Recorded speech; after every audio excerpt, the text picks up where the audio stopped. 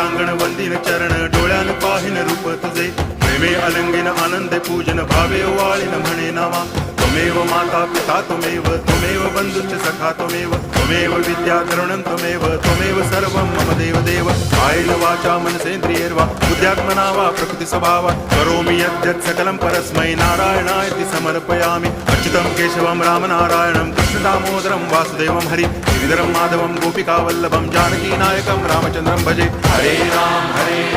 Ram Ram Hare Hare Hare Krishna